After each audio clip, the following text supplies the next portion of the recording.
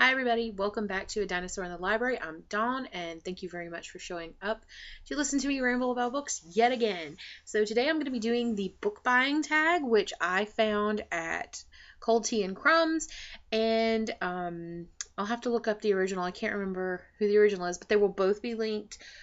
Cold Tea and Crumbs and the original will be linked below in the box, so check those videos out. And I will just get started. So it's just a whole bunch of questions about how I buy books and things like that. So I've got my handy dandy moleskin notebook here with all the questions in it. So I'll just get started. The first question is, where do you buy your books? And the quick answer to that is I buy them everywhere. Absolutely everywhere. I buy them in grocery stores, at yard sales, and thrift shops, chain bookstores, small bookstores, used bookstores, strange places I find when we're traveling. But the most often I will either buy them from Amazon simply because I have Prime and they ship quickly. If I'm going to splurge a little bit on some books, I may go to Books A Million or Barnes & Noble and pick up a few things I want. And then there are also used bookstores in our town that we frequent on and off. So pretty much everywhere. I also like Powell's.com a lot, and they have some good used books sometimes. So number 2 is, do you ever do pre-orders? And if you do you do them online or in the store? I very rarely do pre-orders because I'm one of those people who actually likes to go to the store and pick it up the day that it comes out and get it in my hot little hands. I am so impatient waiting on things when I order them. It drives me absolutely crazy. But this year I did actually pre-order 2. I had a really bad experience with one and I had to cancel it and reorder it from somewhere else. But I did pre-order at least 2 books and I'm fine with that, especially if I know I'm not going to be able to read it the day that it comes out. I'm kind of fine with pre-ordering it. That way I already have it and I don't have to worry about going out and hunting it down when I actually do have time to read it. So, and this time I did them online. I've never actually done a pre-order in the store, although, no reason why not. I just haven't. So the third question, on average, how many books do you buy a month? That really depends. If I'm in class, I buy very few, unless we just happen to go to a thrift store and I find some, or there happens to be something that I really, really want.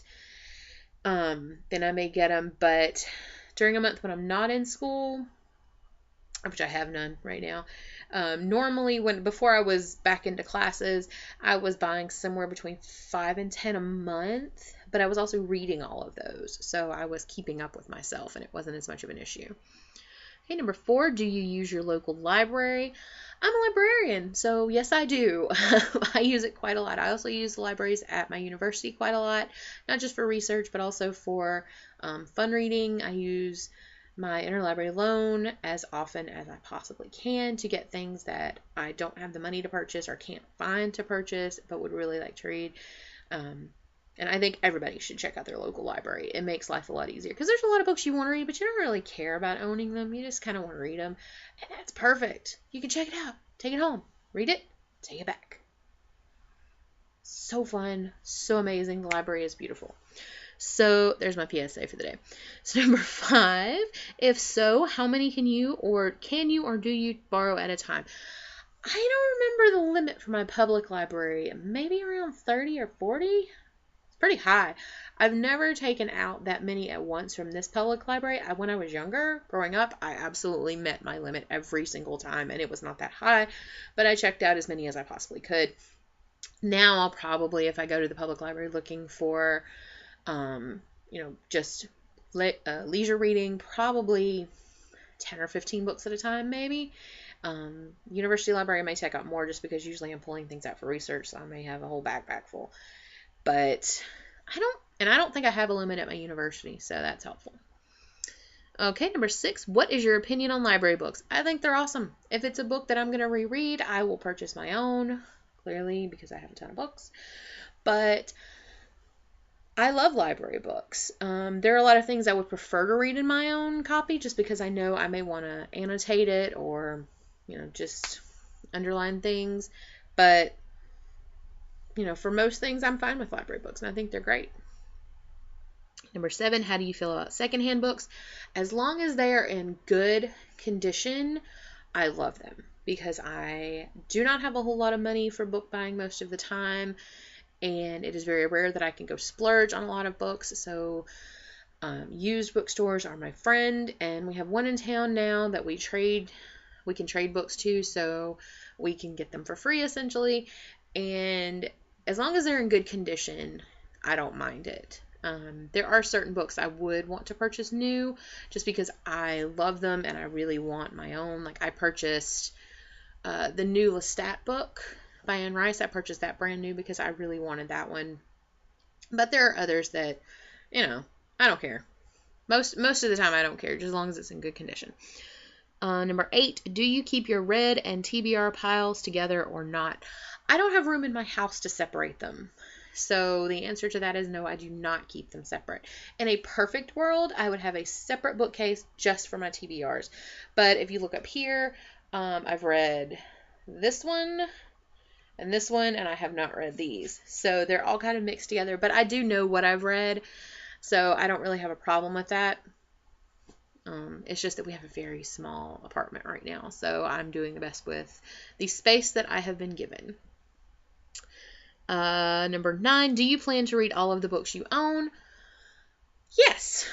Only if you don't count my wife's, because some of hers I do not necessarily like.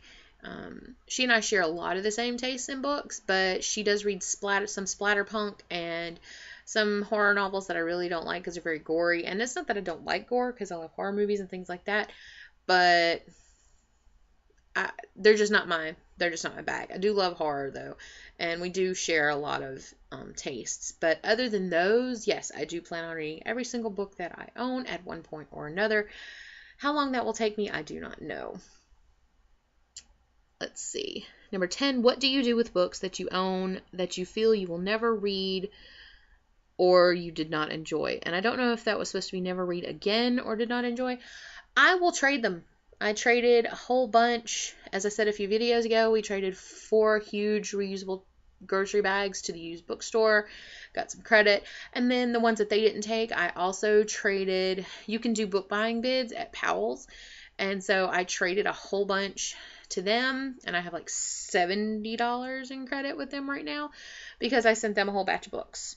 So I will usually just trade them, or if it's something I've read that I just won't read again, or I didn't really enjoy it, but I know someone who did, I'll just give the book to them. My brother reads a lot of the same kind of stuff I do sometimes, so I'll give him a lot of things that I won't reread, but that he'll really love, so they get passed on.